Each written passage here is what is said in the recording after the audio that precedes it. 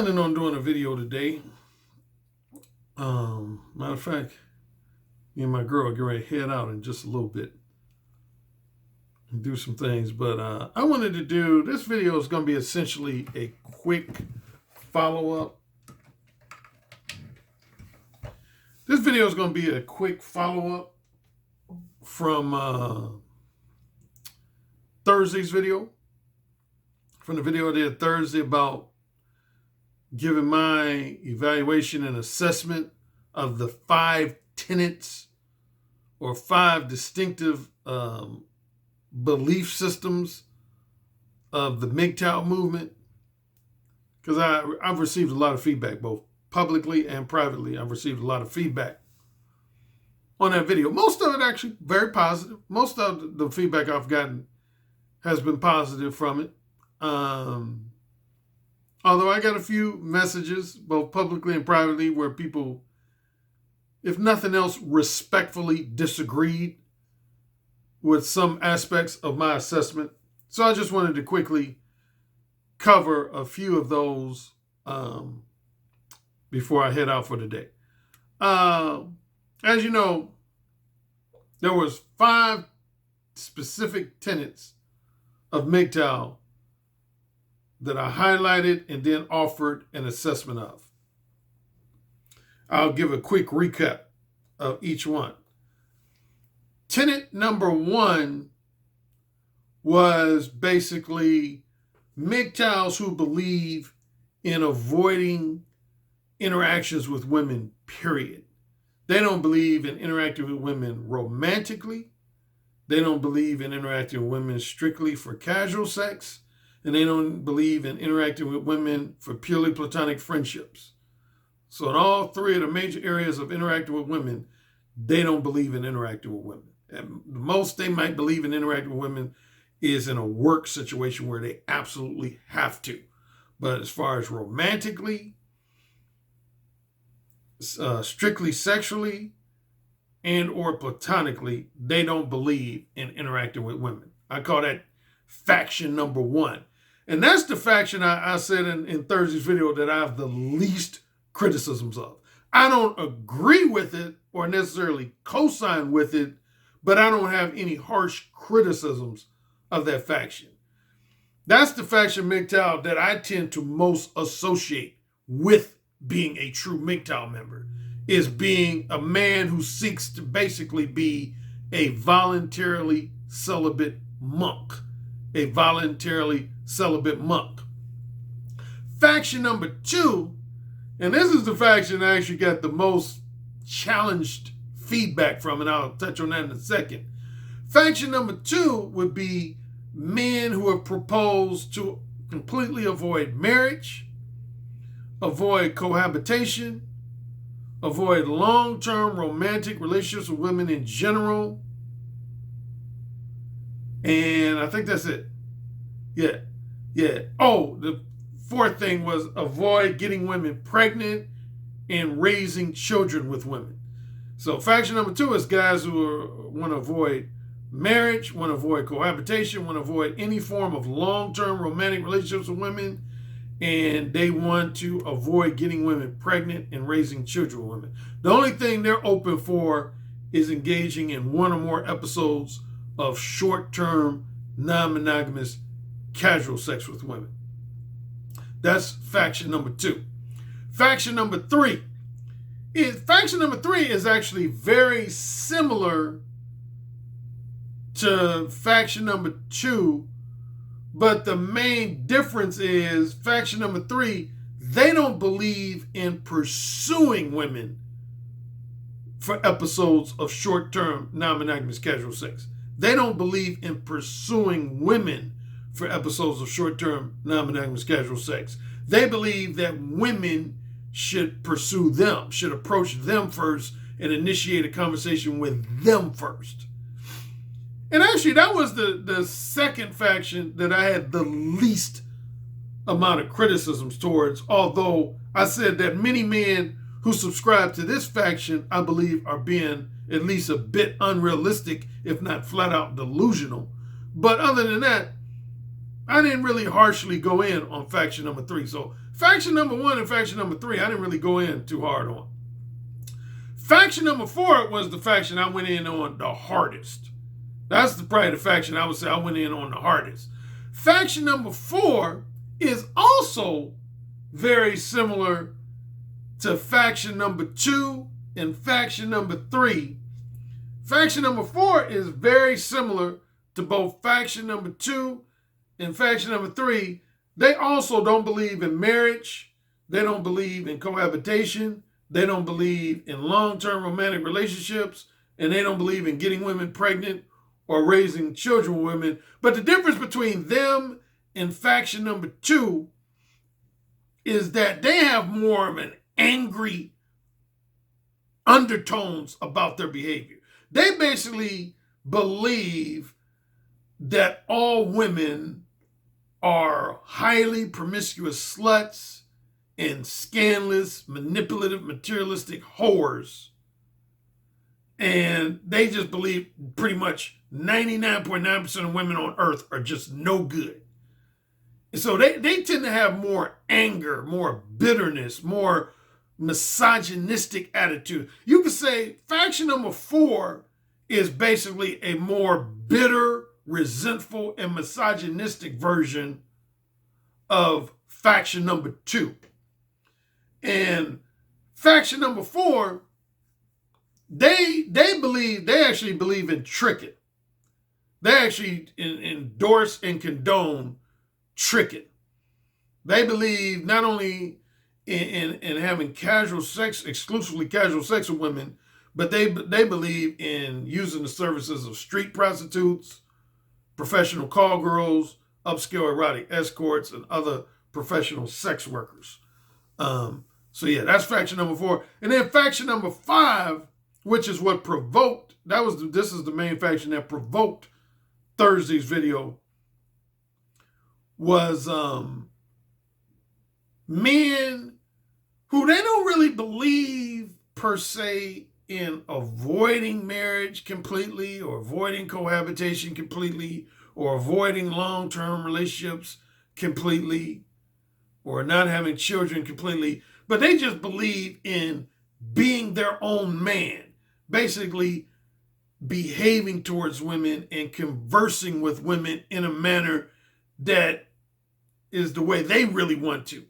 They just basically don't believe in doing things with women because society says so, or because feminists say so, or because, their female relatives or female acquaintances say so. They believe, in a nutshell, in just being their own man.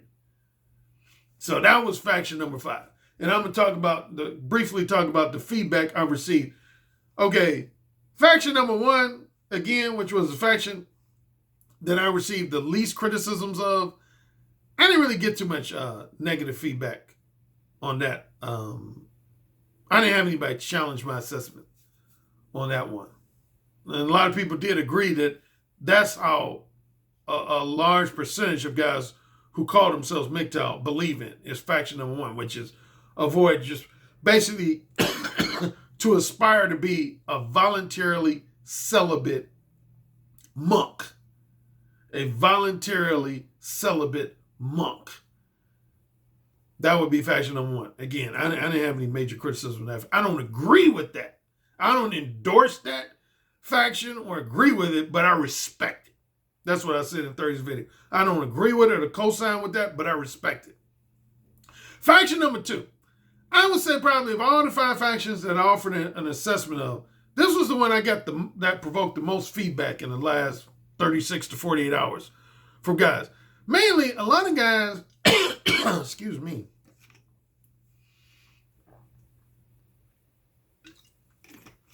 a lot of guys said, Alan, with all due respect,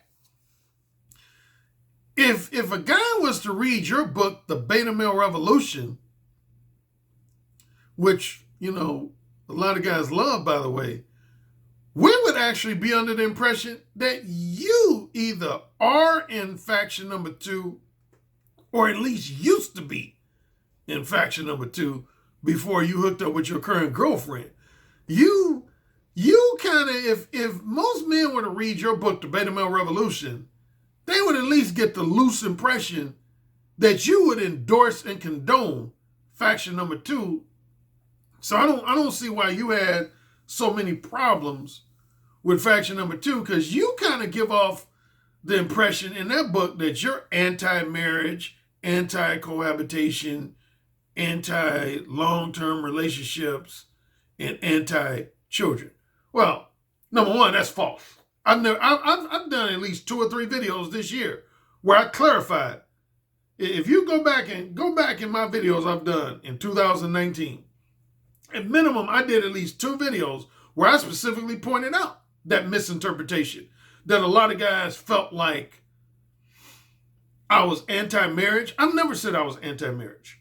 I've never said I was anti-marriage.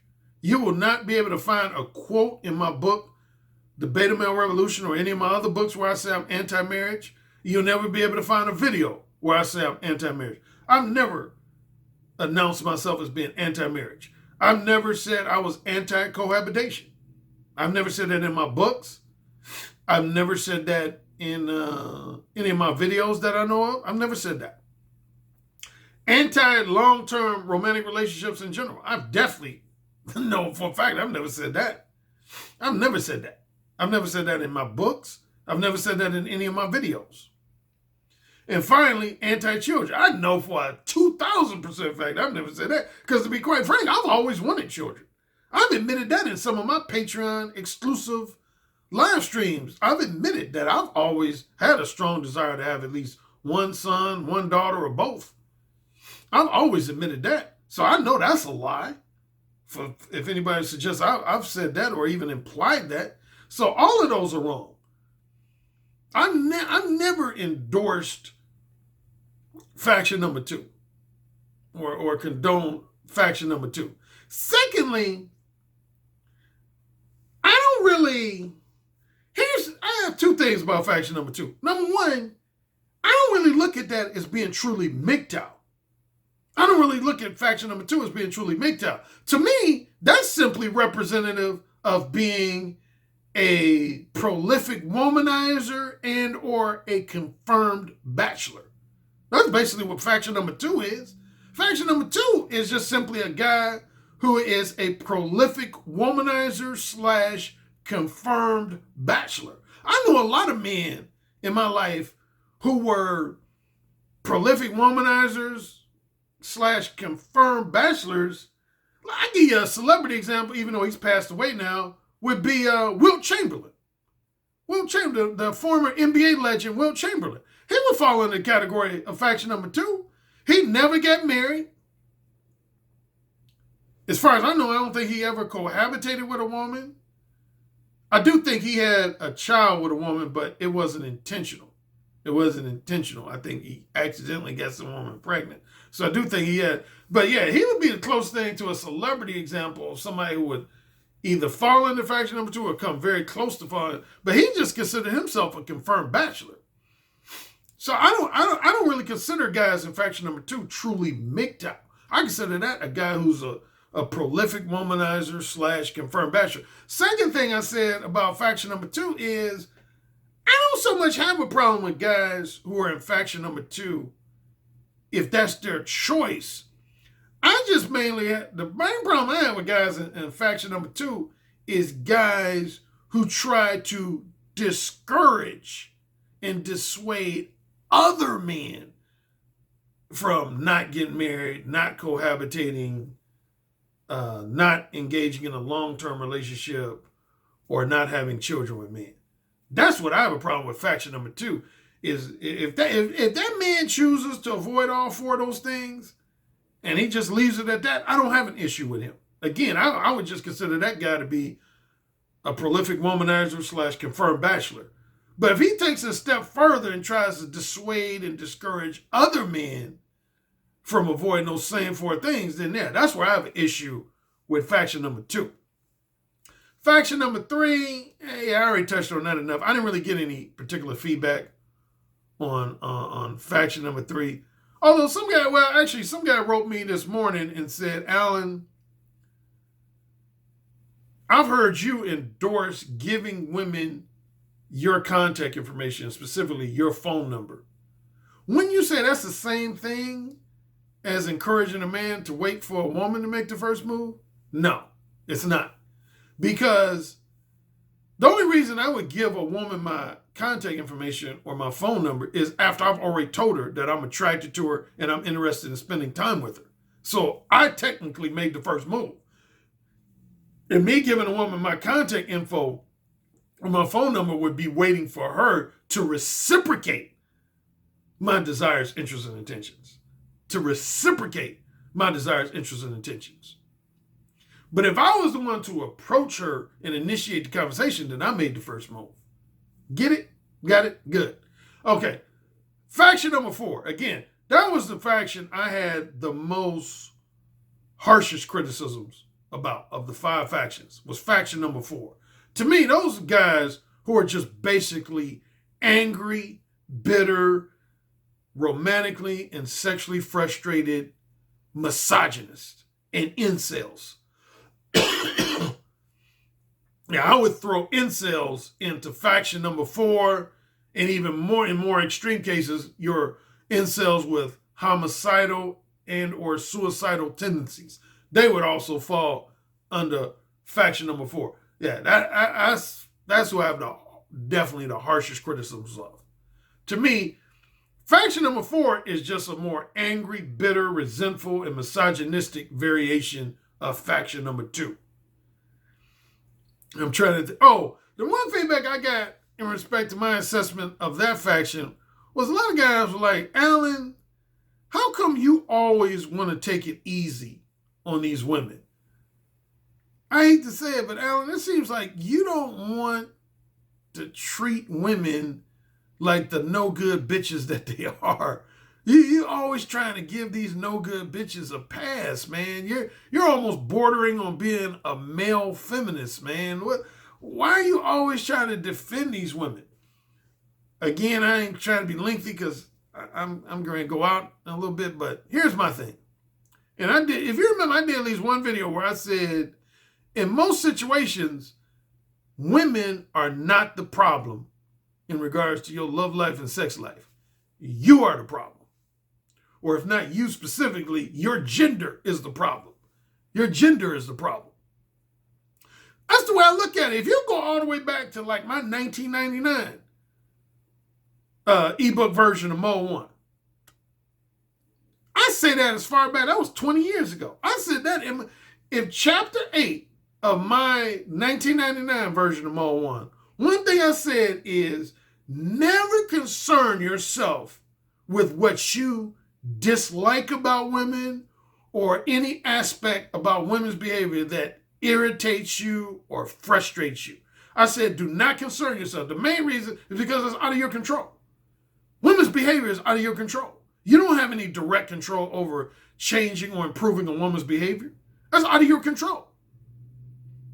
Because that's the number one central reason why I don't believe in concerning yourself with women's behavior, because their behavior is out of your fucking control. The only thing you can control is these 2 things. I say this multiple times in my books and in my videos. There's only 2 things a man can control when it comes to dealing with women. Is how you choose to behave towards women, how you choose to behave towards women, and how you choose to allow, keyword allow, how you choose to allow women to behave towards you.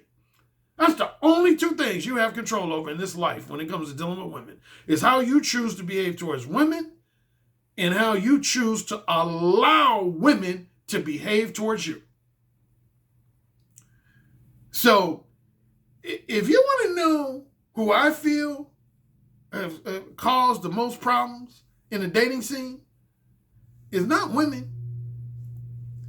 It's 4 types of men. 4 types of men. And I'm going to quickly break down the 4 types of men that contribute to a lot of the problems we have in today's dating scene. There's 4 groups of men.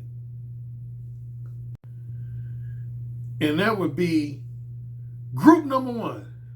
Men who are simply very naive. very naive and inexperienced with women. Men who are very naive and inexperienced with women and do not fully understand their true nature and how their mind works. That's actually over 50% of my clients, my dating coaching clients, would fall into that group. Group number one. And I don't have criticisms of that group. They can't help it that they're ignorant to the true nature of women. And that's where my role as a dating coach comes in. I help them out. But yeah, that's one group. There's a lot of men are just very naive and inexperienced with women to the point that they just don't. That's what most people would call being blue pill. That's what most people would call being blue pill. That's a man who's blue pill. Group number two. Men who lack the balls to let women know why they really want to share their company and or lack the backbone to prevent women from disrespecting them and or blatantly manipulating them. Again, that's a large percentage of my clients. That's a large percentage of my dating coaching clients. There's a lot of guys. That's why I wrote. Group number two is the main reason why I wrote Mode 1.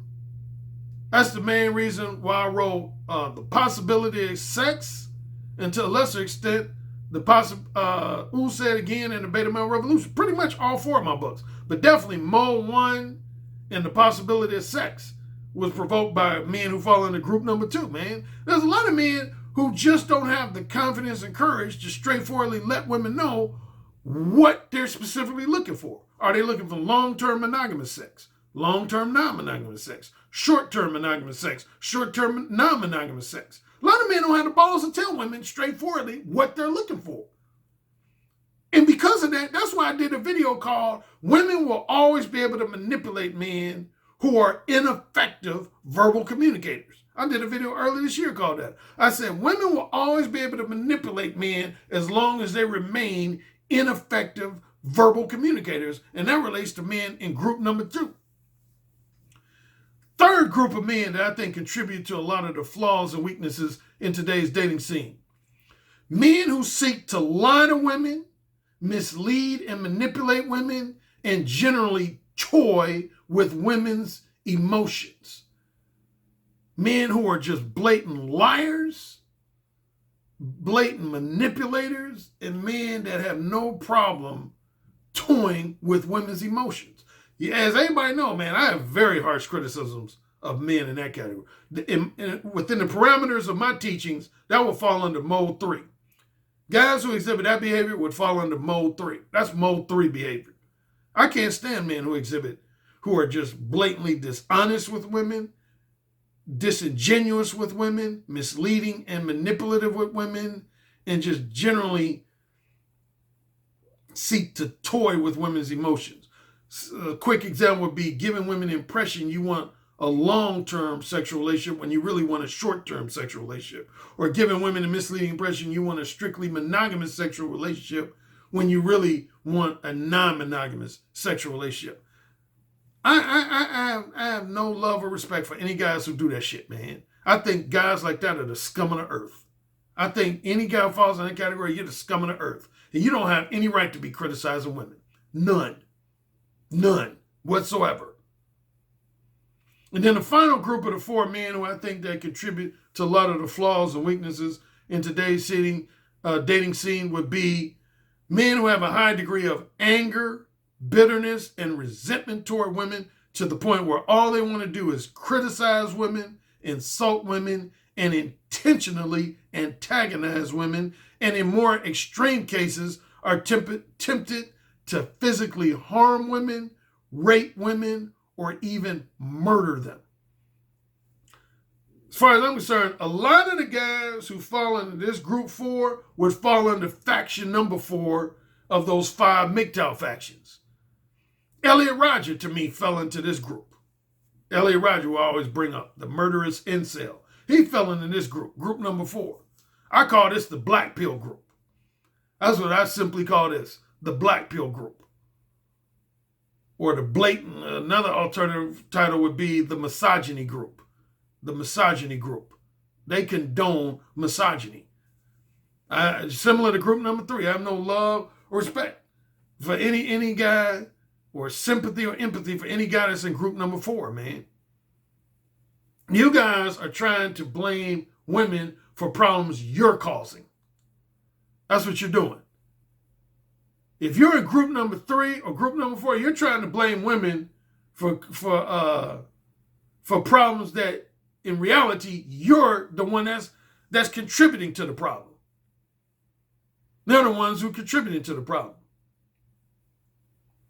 So yeah, that's my assessment, and that's my feedback for people who had a problem with my assessment of for people who say, Alan, why don't you ever treat women like the enemy that they are? To me, women are not the enemy.